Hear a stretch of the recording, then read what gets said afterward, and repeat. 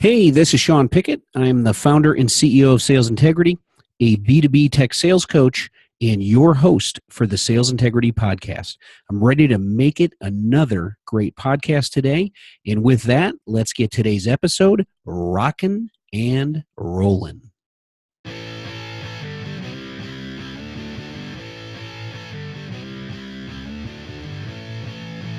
All right, on today's episode, we're going to start a brand new series topic known as sales and marketing integration. And our very first niche topic there is going to be on lead nurturing and social selling. So I'm going to start off with some research, as I have done in our previous episodes. Been getting great feedback from you as the audience, letting me know that you're really enjoying the research that I'm sharing. And then I'm obviously going to provide some recommendations on lead nurturing and social selling kind of working hand in hand together, which is really sales and marketing integration working hand to hand, right? So let's just keep that in mind. And I'm going to dive right into some of the compelling research that I found on this topic of lead nurturing in general. So the first one is from the source is from Marketing Donut. You heard that right. Marketing Donut. Great name. And what they found is that 63% of people requesting information on your company today will not purchase for at least 3 months, and 20% will take more than 12 months to buy. So again, 63% of people requesting information on your company today will not purchase for at least 3 months, and 20% will take more than 12 months to buy. The source is Marketing Donut. What does that mean? That means you need to nurture those leads, right? And I did previous episodes on follow up, follow through, and two crucial skill sets. That's on one of the previous episodes, and provided some research there as well that most sales professionals are dropping the ball after 2 touch points. But lead nurturing, sales working hand in hand with the marketing department, having a formal lead nurturing program set up for us to drip feed content to prospects who aren't just ready to buy is a real key to success for B2B organizations today. So just keep that in mind. And I'm going somewhere as it relates to the social selling, because as you look at what's going on in the marketplace today, social selling is kind of all the rage. Everyone's talking about that. And that's just a way for sales professionals in general to nurture their own leads, right? The challenge is, it's not only just nurturing leads, but it's finding opportunities as well. But that's a little bit more of a slow play, right? And I'm always, cautious when I'm coaching sales professionals that don't expect that leads are just going to rain out of the sky when you just tweet a couple bits of research and, share some information, like a few posts and all that good stuff. And all of a sudden leads are just going to come raining out of the sky. That's not how it works. It's one component of multiple components that you have a well-balanced prospecting system that you need to put in place. Social selling is very, very important. But it becomes more important when you think of it in terms of sales and marketing integration, mainly because the marketing department and the sales department have to work hand in hand. You can't operate in silos because we might start tripping on one another, because social selling is really one aspect of sales, the sales department's way, the sales professional's way to do their own nurture marketing, right? And lead nurturing. So you can't really have 2 different things working in a silo that are stepping on one another. You want to make sure those things are working in unison. So who's responsible? Is it sales? Is it marketing? Well, the answer is really it's both, right? So just keep that in mind. A couple other things of research here that I'm going to go over. 50% of your leads are qualified but not ready to buy. So 50% of leads are qualified but not yet ready to buy. The source there was Gleanster Research. So just keep that in mind. You need to nurture those leads as well. And then here's a great one for salespeople especially. Nurtured leads produce on average a 20% increase in sales opportunities versus non-nurtured leads. And that's from DemandGen Report. Nurtured leads produce on average a 20% increase in sales opportunities versus non-nurtured leads. And then here is the last one I'm going to end with. There's all sorts of research here. There's a ton of it, but I'm just going to end with this one. Nurtured leads make 47% larger purchases than non-nurtured leads. And that's from the Annuitas Group. Again, nurtured leads make 47% larger purchases than non-nurtured leads. I would suspect it has something to do with the know, like, and trust factor that goes into buying decisions. You buy from people you know, you like, you trust, organizations that you know, like, and trust. And lead nurturing over a certain period of time, 3 to 12 months, you're starting to really connect with that brand and with that company and resonating with their point of view and the thought leadership they're providing.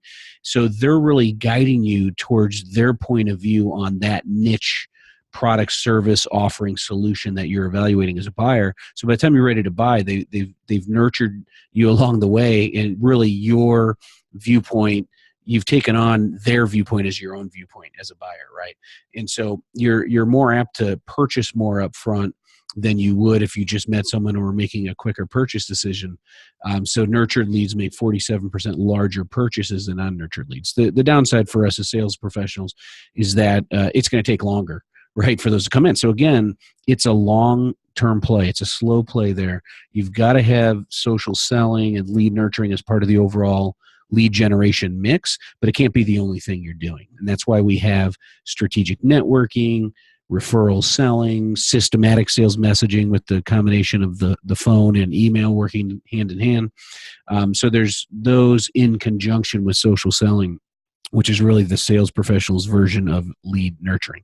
So just keep that in mind. So here's 3 recommendations as we end the episode. That I'm always going to end with some recommendations on what you can do with this research and just this niche topic overall. First thing is that sales and marketing need to meet. And at first, it starts at the leadership level. So the VPs, the leadership need to sit down and kind of come up with the strategy on how are we going to work hand in hand as it relates to social selling and lead nurturing campaigns or programs kind of working hand in hand. Marketing tends to be more formal with that. They have technology and automation and a systematic approach and research they've done, and they've come up with this great compelling content in the form of white papers and videos and case studies and all that good stuff. And then, from a social selling perspective, that's kind of our way as sales professionals to hack at it, right? It's a sales hack to say, hey, I'm going to create my own content. And a lot of the podcasts I've done, I've made recommendations on how to take control into your own hands as a sales professional, whereas a leader, put the control into the hands of your sales professionals, teach them how to conduct the research, how to have a point of view, how to create their own tangible value assets that they can share within the sales process to stay top of mind with prospects and to stand out from a sea of competition. But realistically, the right way to do this is to have sales and marketing work hand in hand, and that starts at the top with a meeting there. And then I suggest a meeting between the marketing department and sales department with the reps and the folks that are creating the content and doing the research so they can communicate back and forth. Marketing can feed content ideas over to the sales team that they're going to create on their own, arm them with the tools on how to do that. Again, I've made recommendations on tools and technology and quick hit things that are even free that you could do to create some compelling content. But even better if the marketing department created the content and then just makes it available for the sales team to draw upon and use at the right time in the sales cycle. That's kind of the right way to get that done. So keep that in mind. And then the sales team should be aware of what the marketing department has created. They should know when to leverage that, and they should know when not to create something, I'll refer to it as skunk works, their own skunk works type material to send out, and if it's not in alignment with the brand and kind of what the messaging is in the marketplace. So we got to make sure we're not tripping on one another. First tip is sales and marketing need to meet. Starts at the top, then both departments need to meet, and then make sure you have the game plan and everybody understands it and everybody falls in line with it.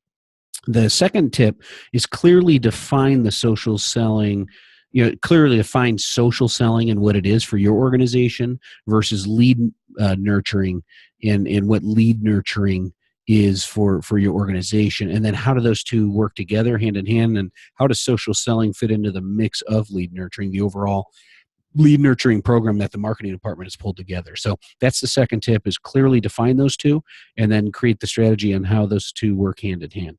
And then the third and final tip is work in unison. Again, sales should have visibility into what marketing's created. Marketing should have visibility into what sales is doing in the field and how they're leveraging the content and how they're nurturing the leads along. Sales should have visibility into what has been sent to prospects and what the drip feed marketing approach is like and how frequently they're sending out information to contacts that maybe they're pursuing. And then there should also be kind of the ripcord that could be pulled if one of the prospects raise their hand, say, I'm ready to talk, engage a sales rep. Marketing needs to let sales know that, or a system needs to let sales know that. Sales needs to engage and have the ability not to have further drip feed marketing sent to them once they're engaged, so it doesn't seem oddly timed and ill-placed. Hey, wait a minute, I'm meeting with you and I'm getting all this weird info that you're already sharing with me, or it could be duplicates, right? So there's got to be an ability for sales to kind of let marketing know, hey, we need to turn it off for this particular person. Usually that's handled within technology systems. And I'm not going into great detail on what the systems are in this episode, and there's all sorts of great ones that are out there. Maybe in a future episode we'll do that. Maybe we'll interview some folks that have put that in place. I'm lining up interviews with VPs of sales and CEOs of tech companies. So I'm trying to get the other side of the story of the practitioners that are actually leveraging these techniques and tools and technology and all that good stuff. In addition to the sales-related author, speaker, trainer, coach types, which I've got some of those lined up as well. So moving forward, you're going to hear a lot of good interviews. But I wanted to queue up this series, the Sales and Marketing Integration series, and specifically today lead it off with lead nurturing and social selling, how they're kind of working hand in hand, or how they should work hand in hand between the sales and marketing department. So that'll do it for today. Hopefully you got some value out of it, opened your eyes up with some research, talked about what to do about that research in the real world of selling for you as sales leaders and sales professionals.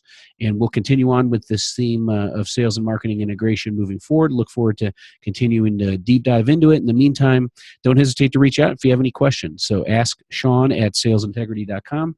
I spell it SEAN, so ask Sean at salesintegrity.com. Other than that, let's end today's episode with a few quick reminders. Real quick, before we end today's episode, I wanted to just share a few quick reminders with you. No matter where you listen to the Sales Integrity podcast, please subscribe to it. Just subscribe to the show so you get them automatically on a weekly basis. The more subscribers we have, the more we're found out there by other potential subscribers, so that greatly helps the show. We are now on Stitcher Radio, so in addition to Stitcher, we're on iTunes, Stitcher, and SoundCloud. And no matter where you subscribe or listen to us, please provide a 5-star rating and a quick 1 to 2 sentence review. That also helps others find the podcast. So help us grow the show. That would be great. And also, we still have our free 7-day video email course out there. You can go to mastercomplexselling.com to subscribe to that. So again, mastercomplexselling.com. It's a free 7-day video email course titled 7 Steps to Master the Game of Complex Technical Selling. So that'll do it for today. Go out there in the sales world today. Help your customers buy what they want, what they need, and what benefits them. And most importantly, go out there and make it a great day.